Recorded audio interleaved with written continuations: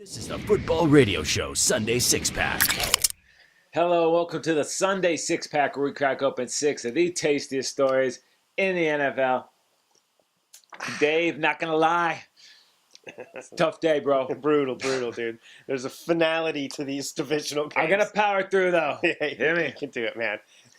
Number 6. All right, let's get it started, Casey. It was the Seattle Seahawks at the Atlanta Falcons. Falcons win this one impressively, 36-20.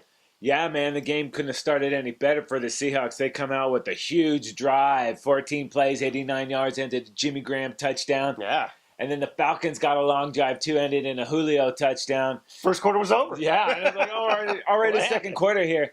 And then in the second quarter, Seahawks up 10-7. Devin Hester, 79-yard punt return, setting them up at the 10. Felt like momentum was going wrong. Holding penalty, brought it back. Next play, Russell Wilson gets his foot stepped on. It's a safety. Oh, man. Punting back to Atlanta, and the momentum just changed there. And then Matty Ryan did his MVP type thing, throwing the ball everywhere, 3 TDs, and Atlanta just pulled away, man. Very impressive win. Yeah, very impressive Falcons victory. Matt Ryan looked unbelievable, and the Falcons will be hosting the NFC Championship game now. Number All right, 5. The nightcap on Saturday was the Houston Texans at the New England Patriots, and the Patriots win 34-16. Yeah, man. Like most NFL fans that are not Patriot fans, I was rooting for the Texans just to make this a football game so we could, have some football on Saturday night. And they did for the first half. Their defense kept them in it, created some turnovers. Unfortunately, the offense was only able to put up field goals as a result of that. And the second half came around. Tom Brady finally warmed up and took care of business there. And Brock melted down and threw a bunch of picks for the Texans, man. Big game, though, for Dion Lewis. 3 touchdowns, a kick return, a run, and a reception, and Edelman with another game, a huge game as well. So yeah, you know how you know you're the Patriots when you have 3 turnovers and still win by 18. Yeah, cover, right? Yeah, craziness, man. Number 4.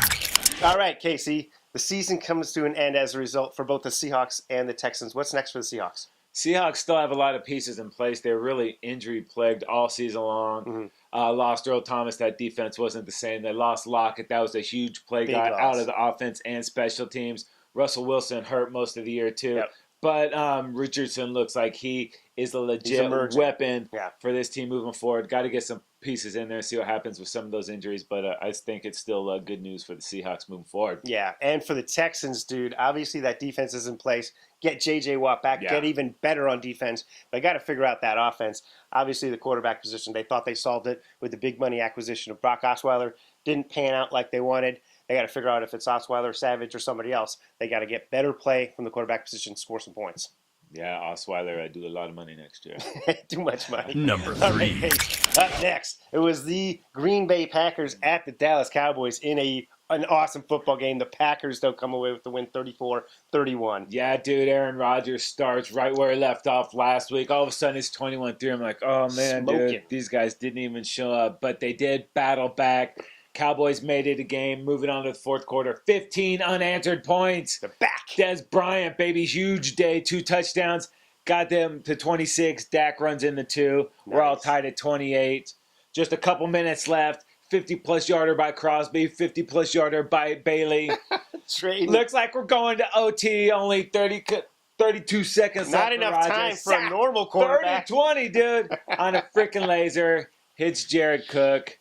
Gets into field goal range, and then Mason Crosby nails another one, 51, and it's that's a wrap, dude. Cowboys done. Wow. Brutality. Awesome season, but abruptly finished. Aaron Rodgers, man, sick freak, dude. And it'll be the Packers on the road to Atlanta to play the Falcons, man. All right. Number 2. The nightcap was the Pittsburgh Steelers at the Kansas City Chiefs, and the Steelers win this one 18-16. Dude, the Steelers driving up and down the field, but could muster only field goals. This Kansas City Chiefs defense keeping them out of the end zone. And it was late with the Steelers with an 18-10 lead. And the Chiefs finally get into the end zone a second time. They're going for 2, but it's holding. Brutal. Negating the 2-point conversion there. And it ends up 18-16. They decide to kick it deep, and it works out pretty well for them. They just need to play some defense. Unfortunately, Big Ben, Antonio Brown, and a first down, and the Steelers were able to wind out the clock, dude.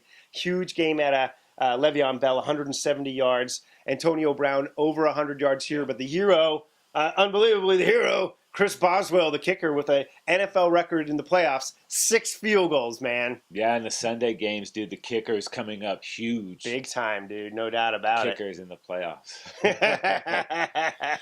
It will be the Patriots and the Steelers. 6 straight AFC Championship for the Patriots, dude. It's like it's always the Patriots or the Steelers. That is going to be an awesome, Number 1. awesome game. All right, dude. Season comes to an end for your Cowboys and the Chiefs. What about the Cowboys? You know, the draft class was awesome this year. Have some young playmakers all over the place. Obviously, right? Yeah, get a little more defense. Not guaranteed anything, though. That's the scary thing about it. And also with the Romo situation, not sure what's going to happen moving forward. Looks great moving forward for the Cowboys, but lots of question marks there. What about for the Chiefs? Yeah, the Chiefs obviously have a very, very strong defense, but they weren't that great against the run. That was evident today when they gave up 170 yards to Le'Veon Bell. But all season long as well. And on the offensive side, they did find some playmakers. Obviously, Travis Kelce, an excellent tight end. Tyreek Hill emerged as an explosive wide receiver. They still have Macklin, but they need to find a way to be more explosive offensively, put more points on the board, support that defense a little bit. Man, it is going to be awesome next week. Conference championships. Okay, real quick.